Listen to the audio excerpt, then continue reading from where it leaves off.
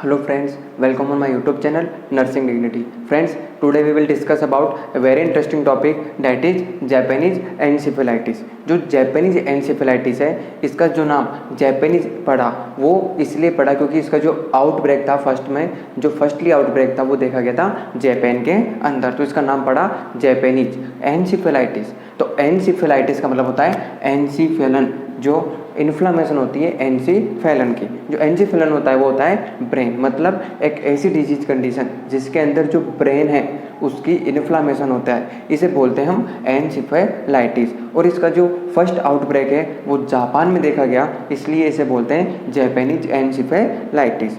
जो जापानीज एनसीफेलाइटिस है एक मॉस्किटो बोर्न वायरल इन्फेक्शन है, या हम बोलें तो ये वेक्टर बोर्न वायरल इन्फेक्शन है।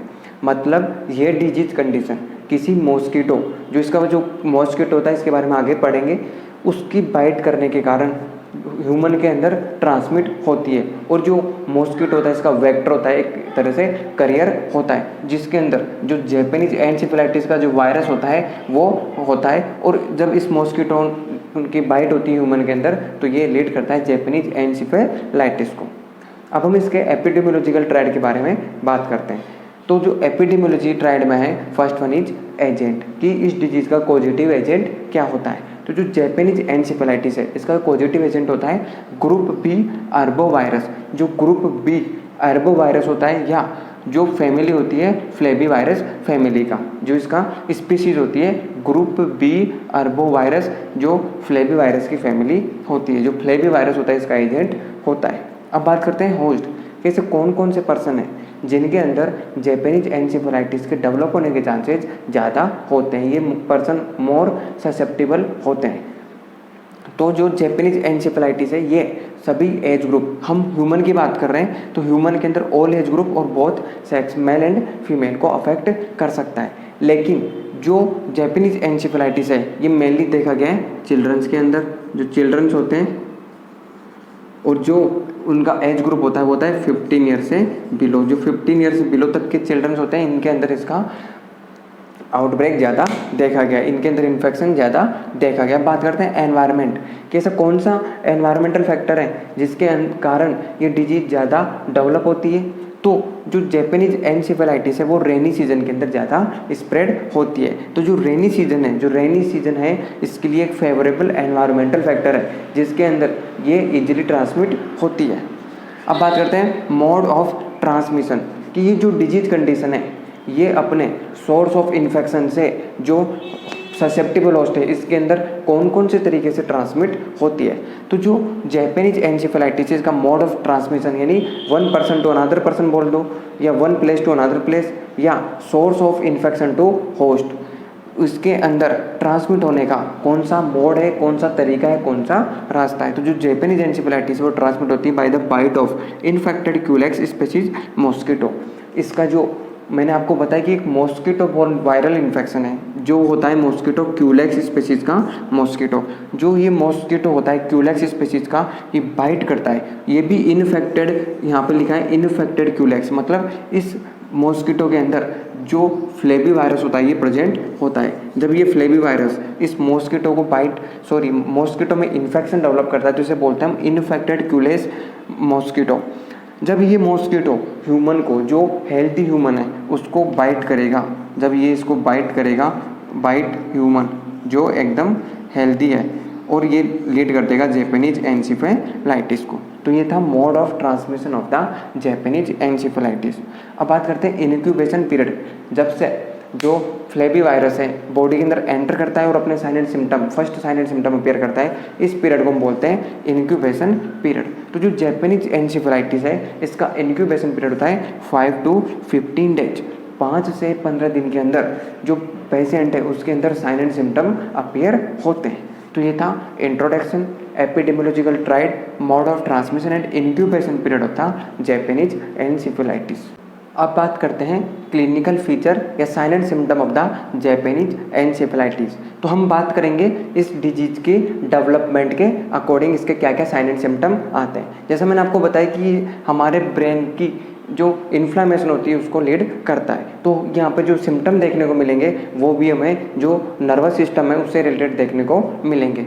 तो जो डिजीज़ होती है इसकी मेनली 3 स्टेज होती है डेवलपमेंट की। First one is prodromal stage, जिसे हम इनिशियल स्टेज भी बोल सकते हैं। Second one is acute encephalitic stage. इस स्टेज के अंदर जो ब्रेन होता है इसके अंदर एक्यूट अचानक से सडन जो इन्फ्लामेशन होती है, इन्फेक्शन हमें देखने को मिलता है। इसके साइन एंड सिम्टम की हम बात करेंगे। एंड लेट स्टेज होती है, इसके बाद की स्टेज होती है, इसके अंदर जो CNS होता है वो इन्वॉल्व हो जाता है। तो हम बात करते हैं पहले प्रोड्रोमल स्टेज के बारे में। जो प्रोड्रोमल स्टेज है इनिशियल स्टेज है, स्टार्ट होती है ये 1st day to 6th day के बीच में कभी भी स्टार्ट हो सकती है। इस स्टेज के अंदर जो पेशेंट है उसके अंदर फीवर देखने को मिलता है और यहाँ पे एनसेफेलोन मतलब ब्रेन इन्वॉल्व हो रहा है तो हेडेक देखने को मिलेगा। हेडेक के साथ में पेशेंट को राइगर देखने को मिलता है, मतलब जो पेशेंट है उसे एक्सट्रीम सीवरिंग होना स्टार्ट हो जाती है। नोजिया, वॉमिटिंग यानी GI सिम्टम भी पेशेंट को देखने को मिलते हैं और GI डिस्टर्बेंस जो गैस्ट्रोइंटेस्टाइनल डिस्टर्बेंस है वो भी हमें देखने को मिलता है। तो ये थे sign and symptom of the prodromal stage of the Japanese encephalitis. अब हम बात करते हैं एक्यूट एनसेफेलाइटिक स्टेज। जो ये स्टेज होती है वो 3rd to 5th डे जो इसका इंक्यूबेशन पीरियड है उसके बाद में जब इसके साइन एंड सिम्टम अपीयर होते हैं उसके बाद में 1st to 6th डेज के अंदर प्रोड्रोमल स्टेज और acute encephalitic stage 3rd to 5th day of infection पे हमें देखने को मिलती है। इस स्टेज के अंदर जो पेशेंट है उसके अंदर हाई ग्रेड फीवर होगा, मतलब जो फीवर होगा वो हाई ग्रेड होगा। Second one is increase ICP।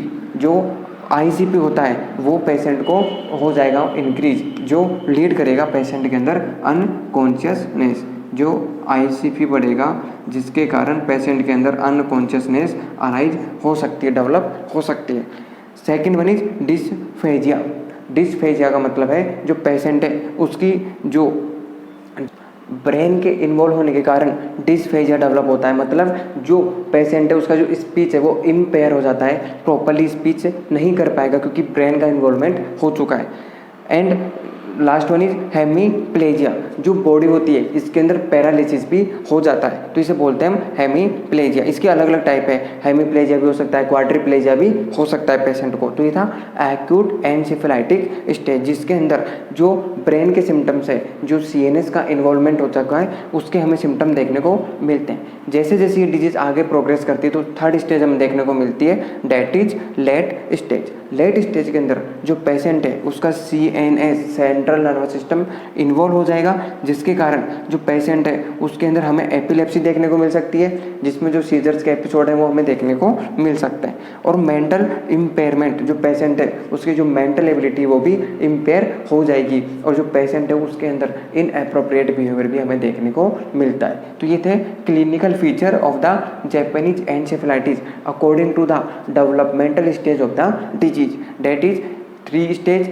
First one is prodromal stage, second one is acute encephalitic stage and third one is the late stage of the Japanese encephalitis.